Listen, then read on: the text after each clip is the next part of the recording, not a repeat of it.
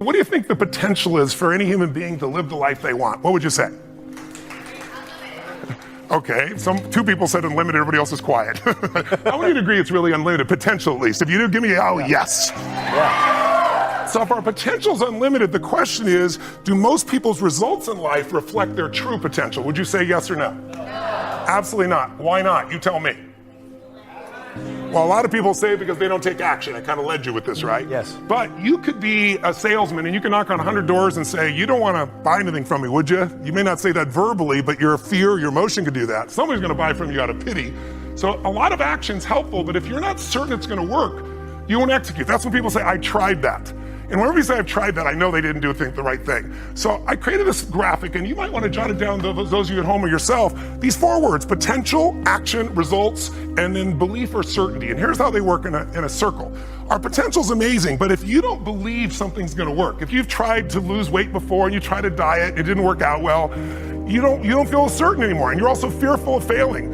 So when you're uncertain, do you tap full potential, yes or no? No, and when you don't think it's going to work, you not only don't take full potential, but are you going to take massive action when you think it's not going to work anyway? So when you use little potential with little action, what kind of results are you going to get? Lousy results. When you get lousy results, what does it do to your belief? Your brain goes, see, I told you it wouldn't work. See, I told you nothing never happened. See? And then what happens? Less potential's tapped, less action, worse results, and now you're on the downward spiral. Who's ever been there in a relationship or with your body, your finances, you know what I mean? Now, you might be doing well in one area, like with your kids. You get great movement, but maybe on your finances, not so good. So sometimes we're going in different directions. So how would you change this? What would you guys do? Someone yell it out. What would you do to change the momentum? Where would you enter? Would you work on your potential? That's right, you got to believe. So how do you change your belief? The way you do it with athletes, because I worked with like the Warriors last year, I worked with the NHL champion Stanley Cup, Washington Capitals. You get results in advance. They visualize it, as simple as that sounds, but I'm going to show you. Can we pop over here? Please, yeah. Would you all stand up and I'll show you a quick technique. Oh, you got a technique. We have to learn this right now. Hey, come on over Simple.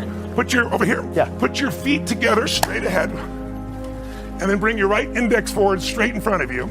And when I say now, I want you to turn clockwise comfortably, just as far as you naturally turn, okay? Keep your feet straight, go. Turn clockwise naturally. Everyone at home can do it too. Keep your feet straight. See where you end up? Come back around.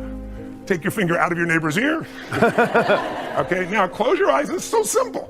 Even if you don't think you visualize, you can feel. So I want you to imagine your finger coming up, and imagine it so vividly it feels like it's coming up. Don't actually do it if you're at home or here, but imagine the finger comes up, and then imagine yourself turning twice as far, and it feels really good. See it, feel it.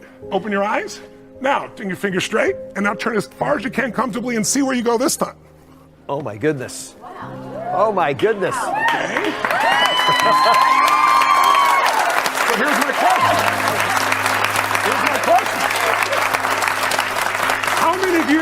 How many of you went significantly further? How many went at least 25% further this time? Okay, go. So here's my quick question. Did you have the potential to turn that far the first time? The potential. Potential, yes. Yes, so why didn't you? Because you have beliefs even about how far you can turn, even though you're unaware of them. So you have beliefs about money, you have beliefs about relationship, you have beliefs about business, you have beliefs about your own beauty or strength. And so the way to change them, this is the simplest way I could show you in 2 minutes, is to condition your mind. Because once the mind is certain, the body will go there. Tell us how your life's better, okay?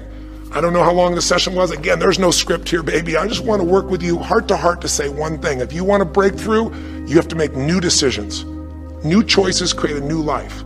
The only thing stopping you is some limiting belief, some belief about how life should be different or you should be different. Deal with life the way it is. Tell yourself the absolute truth. Don't make it worse than it is. Tell yourself the truth. Deal with it. Get a vision. Get strong. Get a strategy, get a role model with a strategy and get into action, and then put your focus on taking action every day. Giving, change your approach, you will get there. Every miracle in the Bible has one thing in common, just one thing in common. Trust me on this, I've studied it. The only thing in common, every miracle in the Bible begins with a problem. You never see a miracle in the Bible without a problem first. There's a problem and then a miracle. So what does that mean? Well, what that means is that when you have a problem, you're blessed because you're a candidate for a miracle. You see, the only person that has a problem is the person that doesn't have a problem.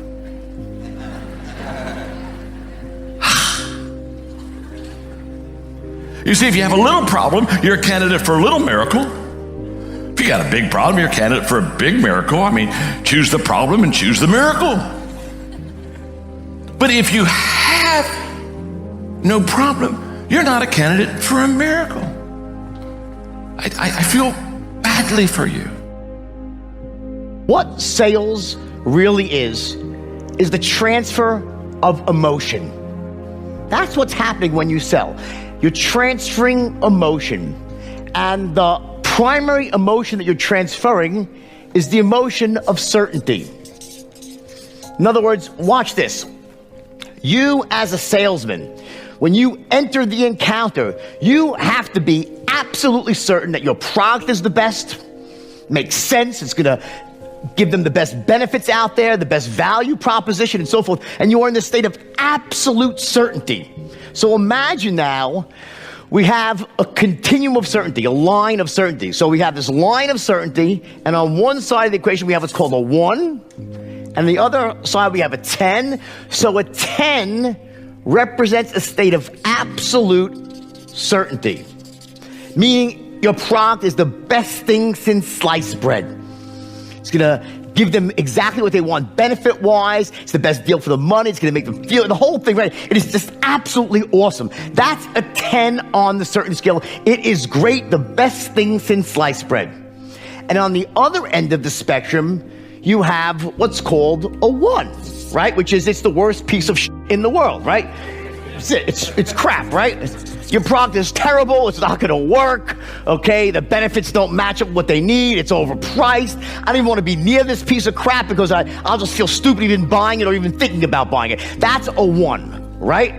So here's the first thing you need to understand, that the moment you open up your mouth to speak as a salesperson, you start a sale, the question is this: where is the average prospect, the person you're trying to sell to? Where are they on the certainty scale at the beginning?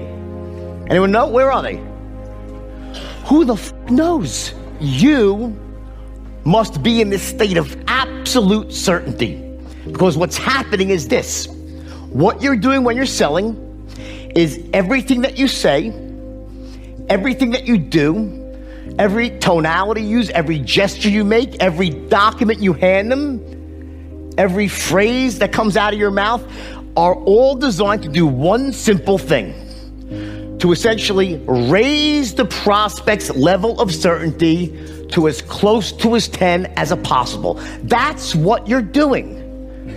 The words that you say, the presentation that you make, the tonalities that you use, everything, any documents you have, sales aids, whatever it might be, is all designed to take them from where they are on the certainty scale and move them to as close to where you are as possible. Essentially, you're transferring your white-hot certainty to someone who's at a cooler level, at a lower level of certainty. It's almost like this first law, or I think it's actually the second law of thermodynamics in physics, right? And you study physics. Energy always flows from hot to cold, not the other way around. So you need to be at this white-hot level of certainty. It's exuding out of you, every pore that you have. And we know what certainty feels like and sounds like. We intuitively know as salespeople, and our prospects know as well. We know when someone sounds certain and they have confidence and they're enthusiastic. We know what that looks like, feels like, and sounds like. Paulo Coelho, the author of The Alchemist, once said that when you and I turn 23, 24 years old, our brain, something happens to it where we become more logical. We're no longer, oh my gosh, this is possible, I can take over the world. I don't know if I can really take over. It seems kind of impossible if you really think about it. There's no way in the world we can build something like this.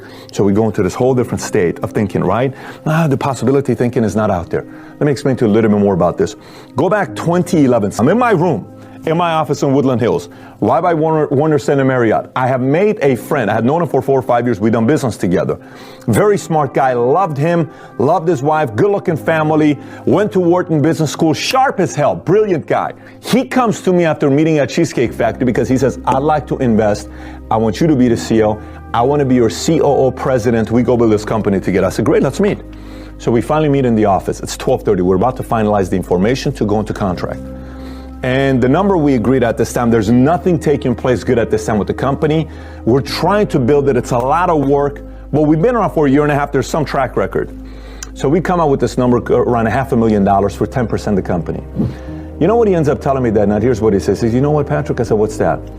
I feel like you're a very good negotiator and you're very good in sales. I said, okay, that's a good thing. That just means that you're very smart to team up with somebody like that. That's a very good salesperson negotiator, because you've told me before that's not your strength. Your strength is more operation and technology. Yes. I said, so do you want to team up with a guy that is opposite strengths to you, who's not in sales and negotiation? I'm trying to understand what you're saying with this. He says, well, I just don't know if I'm going to get the best deal here. I said, let me get this straight. You're getting 10% for only $500,000. And I'm doing this because I want you part of our team.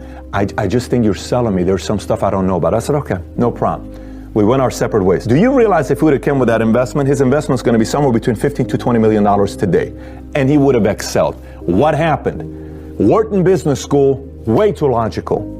Everything was about, well, what if this happens? What if that happens? I could just almost watch him thinking. He went all logical. He didn't see the emotional side. He didn't see the social capital, the vision, what we have going on.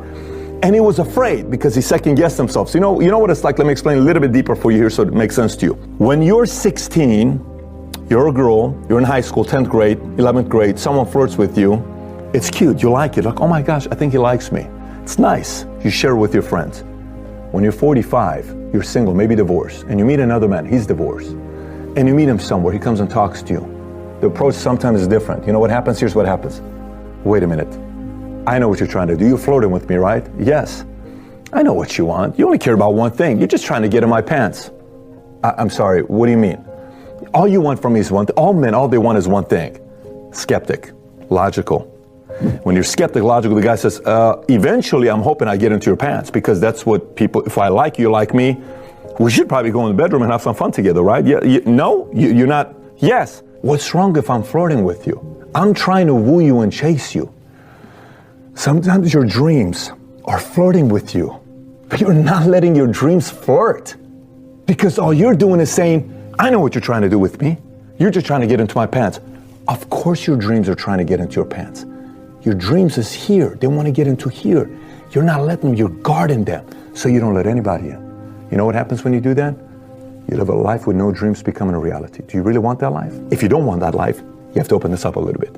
And you have to set aside some of the logical thinking, allow for opportunities to come up that get you closer and closer and closer to your dreams.